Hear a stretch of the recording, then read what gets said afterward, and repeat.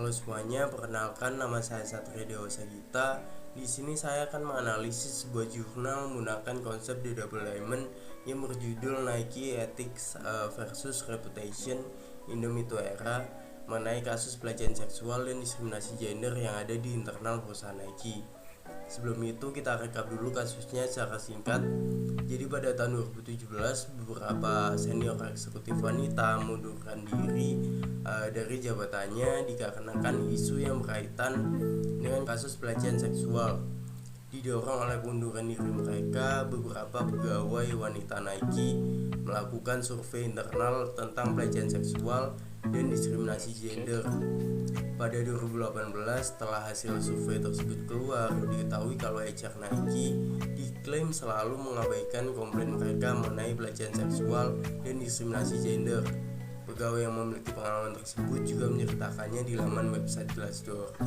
Bukan hanya itu, Departemen HR Nike juga terkenal tidak profesional dalam menanggapi komplain dan kasus internal seperti pegawai wanita yang tidak mendapat promosi meskipun kinerjanya melebihi pegawai laki sebayanya, pegawai wanita yang tidak dimasukkan dalam kategori produk seperti bola basket, diabaikannya komplain diskriminasi gender oleh HR, dan juga kurangnya langkah penyelesaian terhadap kasus seperti pelecehan seksual dan diskriminasi gender.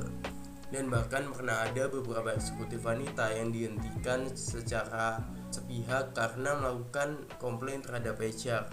Langkah-langkah penyelesaian yang dilakukan Nike seperti CEO-nya Mark Parker yang berusaha memintai pertanggungjawaban kepada pihak yang terkait. Lalu 11 pegawai yang mengundurkan diri dari jabatannya, termasuk Trevor Edwards yang merupakan mantan presiden brand Nike yang dinilai kontroversial karena tetap diberi pesangon dalam jumlah besar meskipun diterpa isu tentang terkaitnya dia terhadap kasus pelecehan seksual. Selain itu, pada Mei 2018, Parker juga mengenalkan beberapa perombakan terhadap praktik Departemen HR seperti pengenalan mandatory bias training dan lain-lain. Meskipun usaha-usaha tersebut, reputasi Nike tetap menjadi buruk di mata dunia. Dapat dilihat dari pendapatan tahunan Nike yang hanya naik sekitar 6,10% pada 2017. Selesai rekap kasus, selanjutnya ke analisis The Double Diamond. Di lingkup problem space, yang pertama ada proses discovery. Jadi pada kasus ini saya dan teman sekelompok saya yaitu Syauki, Krishna, dan Faiz melakukan brainstorming. Jadi kami baca dulu kasusnya lalu diskusi di WA tentang masalah general apa yang ada di kasus Nike menggunakan konsep fishbone diagram. Nah, dari proses ini kami ambil beberapa masalah di setiap aspek.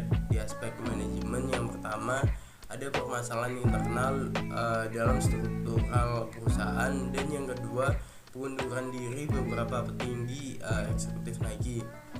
Lalu aspek environment, ada viralnya campaign Me Too sebagai perlawanan terhadap kasus kekerasan seksual dan kesetaraan gender.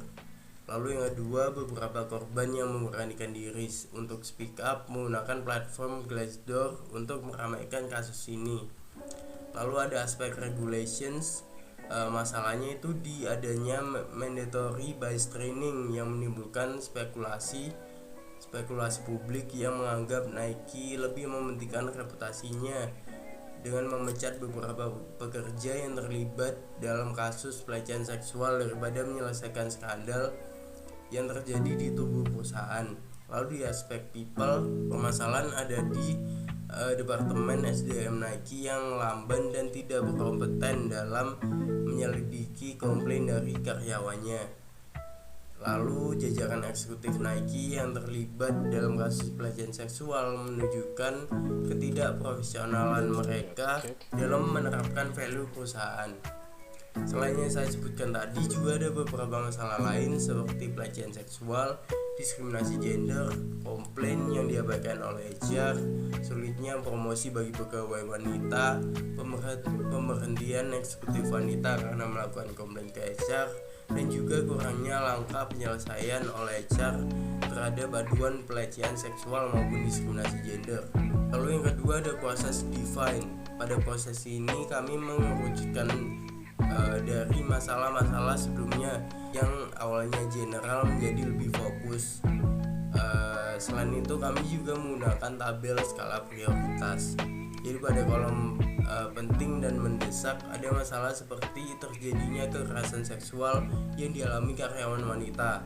Lalu yang kedua adalah pemecatan pekerja yang terlibat tidak disertai penyelesaian skandal pelecehan seksual secara komprehensif.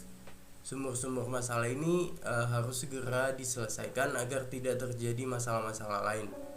Pada kolom penting tapi tidak mendesak, masalahnya yaitu penanganan manajerial yang lamban dalam menghadapi isu krusial.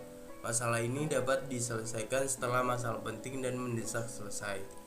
Masalah tidak penting tapi mendesak seperti reputasi Nike yang turun secara drastis, pengunduran diri beberapa petinggi eksekutif Nike, dan lain-lain. Pada kolom ini masalah pertama dapat diselesaikan oleh departemen eksternal perusahaan dan juga CSR perusahaan, dan masalah kedua dapat diselesaikan dengan penggantian sementara oleh kandidat lain.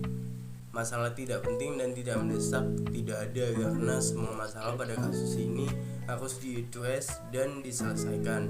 Selanjutnya pada solution space, pada proses ketiga yaitu develop, kami mencari solusi-solusi potensial yang kami rasa mempunyai potensi untuk menjadi solusi dari masalah-masalah pada problem space sebelumnya. Nah, solusi potensial yang saya temukan seperti perombakan pada praktik HR, seperti pengenalan mandatory based training, pemecatan pegawai HR dan pemimpin departemen tersebut, serta penggantian dengan yang baru, perubahan work culture Nike dan mengurangi praktik pelecehan seksual, pelaksanaan aturan dan juga denda yang lebih ketat, mengadakan penyuluhan mengenai pelecehan seksual dan diskriminasi gender, pengusutan secara tuntas aduan dari pegawai wanita yang mempunyai pengalaman dilecehkan dan didiskriminasi, pembentukan tim investigasi khusus yang kompeten dan transparan untuk menyelesaikan skandal yang terjadi, perusahaan menyediakan layanan konseling psikologi bagi karyawan dan hotline yang responsif.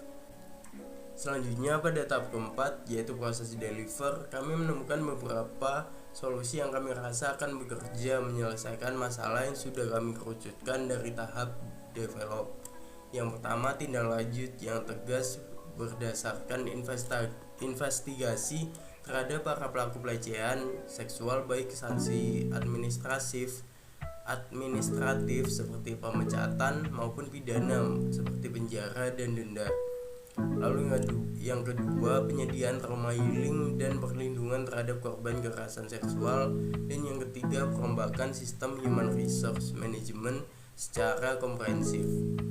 Nah, dari konsep di Double Diamond ini dapat kita ambil masalah-masalah dan solusi-solusi yang bermanfaat untuk menyelesaikan masalah-masalah tersebut. Nah, dari masalah dan solusi ini dapat kita pakai lagi untuk menganalisis kasus-kasus yang lain yang relevan dengan kasus yang sekarang.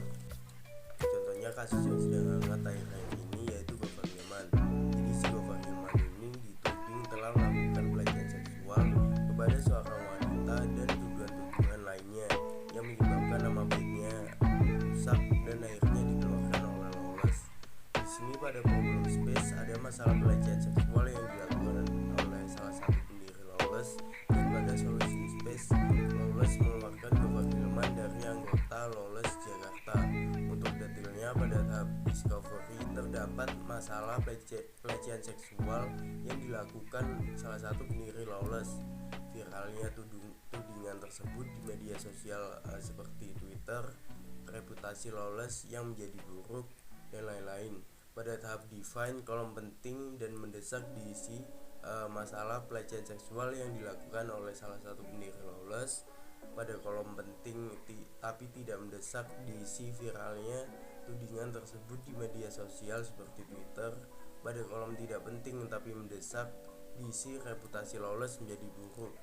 Pada tahap develop, Lawless dapat melakukan beberapa hal seperti mengusut tuntas tudingan tersebut, mengeluarkan Gofar dari Lawless secara sementara atau permanen, memberikan perlindungan dan konseling kepada korban, dan melakukan konsultan terhadap kasus secara komprehensif.